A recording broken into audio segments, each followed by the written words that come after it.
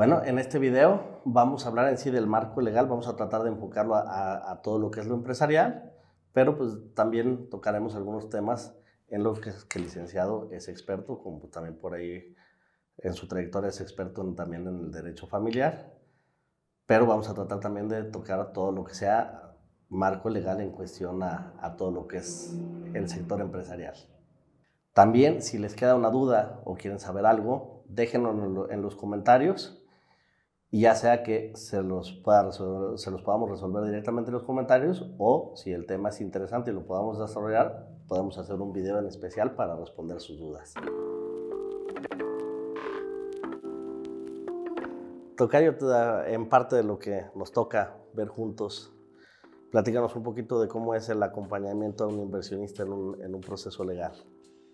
Ok, directamente lo que es tu negocio, lo que hemos tratado de hacer es involucrarnos desde que nace el contrato. Es decir, cuando un inversionista llega y decide invertir en tu negocio, el contrato por el cual se firma y se crea la relación entre tu negocio y el inversionista, ese contrato en su momento lo desarrollamos en el despacho.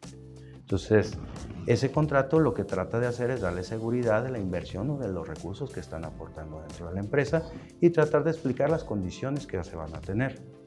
Generalmente en todos los contratos de negocios necesitamos verlo como si fuera un instructivo, como un directorio telefónico. Ya no hay, pero antes cuando había sección amarilla. ¿Esto qué es? Cuando tengas una duda, cuando digas, es que no sé, a ver si se fue el dólar al cielo, ¿qué va a pasar con mi inversión? ¿Pierdo o no pierdo? Bueno, tengo la duda, ¿qué hago? Agarra tu contrato y léelo. La intención de los contratos es esa, sacarte de cualquier duda. Más allá de que si vas a un juicio o no vas a un juicio, etc., lo primero es darte seguridad y claridad en lo que estás negociando, ¿no? Entonces, desde ahí ya tenemos un primer acercamiento. No me toca a mí, lo toca al final de cuentas la gente con la que tú te apoyas, pero es un primer acercamiento, ¿no? Posteriormente, cuando ellos eligen el esquema del rendimiento garantizado, al final de cuentas ya no tienen contacto directamente con nosotros, todo es directamente con personal administrativo.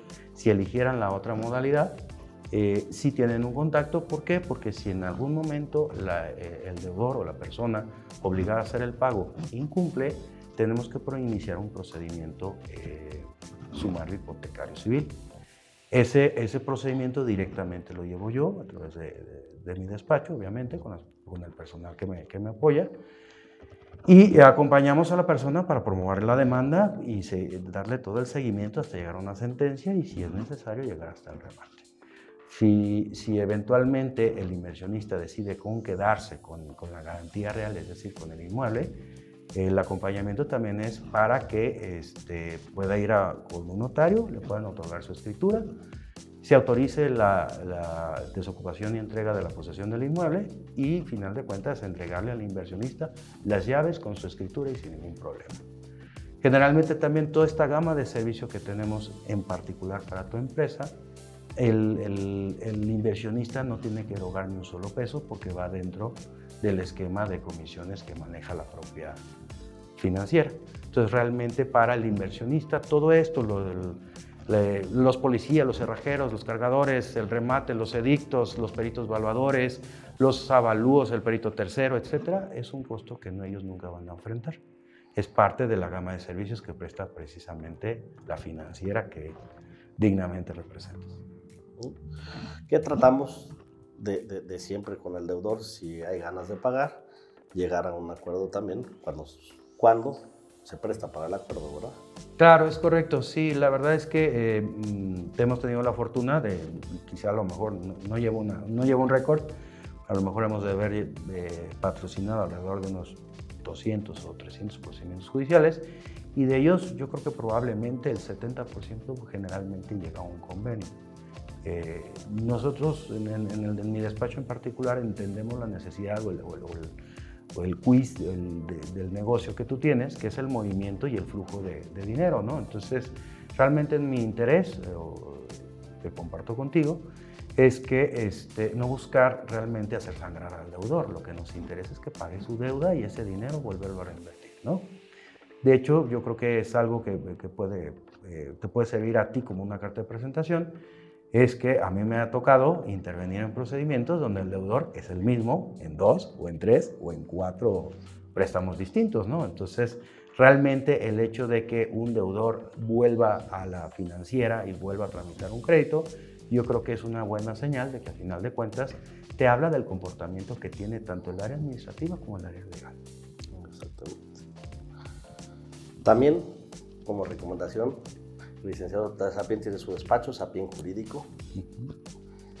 Cualquier cosa que le pueden también, el día que tengan, sobre todo si son cercanos aquí a la ciudad de León, necesiten un buen abogado, es un despacho 100% recomendable. Y si no, inviertan con mi querido tocayo y, a final de cuentas, la asesoría va por cuenta de la casa. Claro, por supuesto.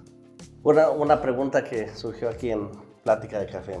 ¿Qué tan parecida es la vida real en tu profesión a lo que vemos en series como, por ejemplo, la de Netflix de Suits, o series que vemos ahí muy interesantes de abogados? Bien, bueno, al final de cuentas, todas las series están basadas en el sistema de administración de justicia de Estados Unidos, que sí es diferente al de México, obvio. La principal razón radica en que en Estados Unidos la justicia te cobra. Aquí en México es gratis demandar a la gente. En Estados Unidos, cuando quieres tú promover, hemos visto también videos en TikTok y demás, que ante una falta administrativa pasas con un juez y el juez te dice pagas $200 o $500 o 3 días de cárcel y ya. Eso es lo que es gratuito. Si tú no estás de acuerdo con esa decisión, tienes que convocar a una demanda al gran jurado, donde ya entran los jurados, y que son 12 y que los eliges y todo ese rollo, ¿no? Entonces, todos esos jurados, los abogados los pueden elegir en Estados Unidos porque sencillamente tú los pagas. Cuando tú presentas una demanda, tienes que garantizar por lo menos el pago de $100,000 para los primeros gastos judiciales.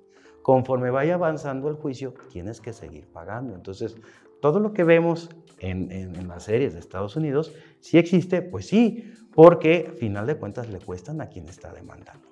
Ganes o no ganes, tienes que pagarle al juez, tienes que pagarle a los jurados, tienes que pagarle a todo el personal, la renta del inmueble, todo eso, ¿no? Entonces, realmente, pues, dimensionamos. Aquí en México, tú puedes demandar al presidente porque te caiga gordo y te tienen que admitir la demanda porque es un derecho constitucional y nadie te puede pedir un solo peso por esa situación. Entonces, esos son, primero, ¿por qué es tan diferente? Ahora, lo que es igual, o lo que puedes encontrar, que de hecho es algo que a mí me apasiona de mi trabajo, es que, a final de cuentas, cuando eres litigante, sí tienes que armar como que una estrategia de cómo vas a vender tu idea, cómo vas a vender tu juicio. O sea, si estás defendiendo, es generalmente en el de Suits, defienden aspectos penales. A veces se meten en cuestiones civiles y a veces en cuestiones laborales, manejan de todo, ¿no? Entonces, aquí la verdad lo tenemos más segmentizado. Entonces, si al final de cuentas vas a defender un contrato, también desde antes de presentar la demanda, pues tienes que ir pensando a quién vas a llevar de testigo, cómo vas a poder ir acreditando todo lo que viene en el contrato, cómo vas a justificar las obligaciones que tú asumiste dentro del contrato, cómo vas a justificar qué obligaciones son las que faltó tu contraparte, cómo vas a inducir, en cierta manera, tanto al juez aquí en México y al jurado en Estados Unidos, a que vayan viendo el asunto, vayan viendo la propuesta como tú la ideaste, ¿no? Entonces, eso sí lo tienes que hacer, es una estrategia, y eso lo haces en materia civil, lo haces en materia laboral, lo haces en materia penal. Inclusive en materia penal le llaman la teoría del caso. Eso lo manejan ahora con los juicios orales, pero realmente siempre ha existido. O sea, a lo mejor el cambio en los procedimientos judiciales, antes escrito y ahora que se están haciendo orales en México, lo que te obligan a que es que todo eso lo traigas preparado desde que haces la primera demanda. No te sé decir, no tengo el dato exacto, pero creo que en Estados Unidos también la demanda como tal sigue siendo escrito, y a partir de que se presenta la demanda, entonces sí, todo el juicio transcurre de forma oral. Las apelaciones y demás también son escritas en Estados Unidos, también son escritas en México. Aquí en los juicios familiares presentas tu demanda. En la demanda tienes que poner todas las pruebas que vas a desahogar durante el juicio, así dures 4 años, todas las tienes que poner ahí. Y entonces la contestación de demanda tiene que referirse a todos los hechos de la demanda, tiene que presentar también sus pruebas, y de ahí ya se transforma en un juicio oral y todo ya es en audiencias videograbadas. Entonces, sí es muy padre, sí discutes, dicen que para poder ser abogado litigante, lo primero que tienes que aprender es que necesitas dejar de hacer personal en los juicios. Es difícil al principio, pero realmente eso lo que significa es que en el juzgado vas a tratar de aniquilar o de hacer mal o de ridicularizar a tu contraparte, pero a final de cuentas los dos deben de entender que saliendo del juzgado, pues a final de cuentas podemos ser tan compadres como toda la gente. Yo en un inicio, cuando empecé a litigar, sí, en el despacho en el que empecé, sí tomaban muy personal los asuntos, sí no teníamos relación con los abogados de los demandados. Posteriormente, cuando tengo yo mi propio despacho, cada vez es más frecuente poder salir de una audiencia muy pesada, de mentarle la madre hasta que me canse el abogado, salir y decirte, vente amigo, vamos a comer, ¿no? Y que a final de cuentas el abogado lo entienda y que también tu cliente lo entienda. Que a final de cuentas los clientes luego piensan que tú te vendes porque le hablas bien al abogado.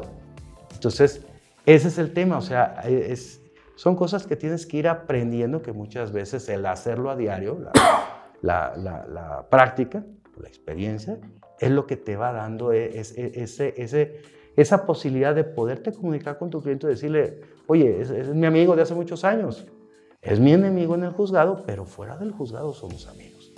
Y tú como mi cliente tienes que entender que este abogado, está haciendo un trabajo, no es contigo. Y a final de cuentas eso también muchas veces lo tenemos que hacer, entender a la gente con los actuarios. Oye, la licenciada viene a hacer su trabajo, no le miente la madre, ¿ella qué? Por ella usted no pague nada, pero no la agreda. O sea, él simplemente es un funcionario, viene a hacer unos documentos, tranquilo, le quiere mentar la madre, miéntemelo a mí o a mi cliente. Pero a la actuaria déjala en paz. Y eso mismo se traduce con los secretarios y con los jueces. Hay muchos jueces que también muchas veces en el calor de una discusión, claro que te impones a ellos y luego te agarran un odio que pasan los años, 20 años, te siguen viendo en la calle y te venden el carro encima, ¿no? Entonces, también es algo que todo el mundo tenemos que aprender. Entonces, ¿qué es lo que sucede?